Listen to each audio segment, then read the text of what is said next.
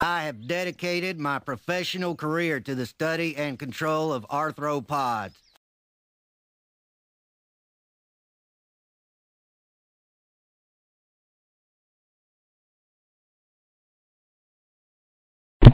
Okay, so what we're looking at right here, this is one of the wintergreens I was talking about. I cannot find any of the lichens. I'm not sure if I'm going to walk up to where they might be found. There certainly are a lot of other lichens here.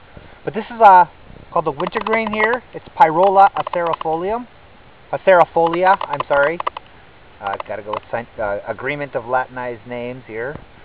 So you see there's quite a bed of them underneath here. This is probably an older... Oh, hey, actually, hold on. I lied. I'm almost stepping on a peltigera right here.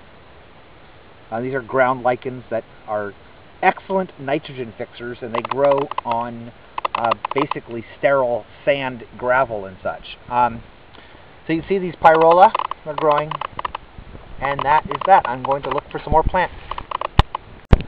All right, so these trees here, they're basically shrubs. I'll see if I can get a close up here. These are one of the willow trees. This is, I believe, this one is Salix scalariana. I'm not positive about the ID on species. They're pretty tough to identify. Right now, they're actually flowering. You can see the real famous. There's a male flower. Here, well, never mind. But anyway, that's the male flower, and the female flowers. Here we go. I'm not seeing any right now. I guess those are the female flowers. Anyway, they're the ones that are known as pussy willows. So, but this is one of the Salix, and these here are really hardy, and they do well in this reasonably poor soil. So I'm still in this little patch of willows here. I just wanted to point out that if you look at the tree trunk, you see it is absolutely covered with, I'm not positive if there's lobaria there, but you can see lots and lots of leafy lichens, and again, these are nitrogen fixers. If you look at the ground, you'll see more of the wintergreens I pointed out. There's also another species of wintergreen here. It's a Orthilia secundus. I don't recall the common name of it. So we've got Pyrola acerifolia and the Orthilia secundus. And if you look, though, you'll see on the ground sticks and leaves, fallen, broken off pieces of lichen all over the place, along with a bed of moss. That is going to break down and create the soil for the next generation. So now a little bit further away, I'm looking here at some alders. There's still a lot of not much larger willows. There's alder trees in here. This is a red alder. Alnus rubra? Maybe I'm wrong on the name on it. Alnus is the genus. I forget the name. I'm a invertebrate zoologist, not a botanist. So over here you can see a large cottonwood. It's a black cottonwood. That's Populus balsamifera. These things, again, are all trees that do really well in the poor quality soil. We actually here start seeing there is a Sitka spruce, Picea sitchensis. There's a few of these here. There's also, if you look amongst on the ground, you'll see juvenile hemlocks. That's Tsuga heterophylla. Again, and those are final succession trees. So that's when the forest is fully mature, is when we start seeing the hemlock, just showing more of this forest. These are actually quite tall trees compared to the ones we were looking at earlier. So again, as you move further and further away from the glacier, you're going to see the trees get taller and taller, which makes sense. They've simply been growing longer. So more willows and such. I don't know if this is going to make it in the video or not here, but I just thought I'd get a quick shot of... This is one of the Epilobium fireweeds. I'm not sure what species this is. I took some good photos of it earlier on the trail. I'll hopefully key it out, or hopefully I got enough to key it out from. I'm not going to take a sample home.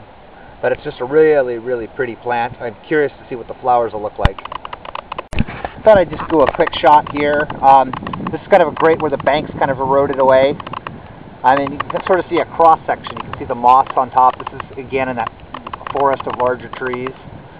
And you can see down, there's a relatively thin layer of soil goes down, and then under it all is this, which is just sand, sterile sand that's come off the glacier. So you can really get an eye for how important these nitrogen fixers and then the subsequent mosses and other ground cover plants are for changing this into useful topsoil. One of the interesting things around, if you look at the rock, is there's a lot of different kinds of plants. There's also specialized lichens and mosses, as well as vascular plants that grow. They like these bare rock. They like where small pockets of soil accumulate. This is Chrysopterus fragilis, one of the ferns. I'm going to walk over here real quick and show you. This is Huchera glabra. This is one of the saxifrages that's always found growing on rock. Alright, this is one of my favorites. This actually looks a lot like a saxifrage, but it's a different family. This is Romanzophia sitchensis, called the Sitka mist maiden. So it's just got these white flowers on it. I really thought it was a saxifrage when I first found them, and a botanist friend of mine corrected me on that. But they've got these really interesting leaves that are actually identical to a lot of saxifrages. Here are some more of the pyrola, and growing among them are nagoon berries. Alright, now this fern, I believe these are pretty rare. At least I have not run across them very often. There's quite a few of them out here. I was hoping to find it this year for this video. This is Cryptogramma. It's the genus. I don't recall the species on it. I had keyed it out last year. But these Cryptogramma ferns are really cool because they have two different, they're fronds. They have two different types of fronds. So these are, I think they call them grape ferns is the common name.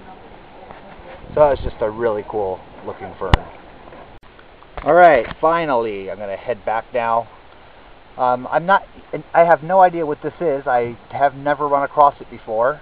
This patch of bright green on the rock growing on some moss, and it's got a single little pink flower. I'll identify it when I get home. But also what I was coming up here to show you, here's another mist maiden, Romanzophia, here is another saxifrage. On this one, when they bloom, have little purple flowers on them. But if you look really close, hopefully this will focus. Here, I switched over the view here. If you look at it really closely, they look like those little hens and chick plants, but in miniature. These little clusters here are maybe, 8 millimeters across.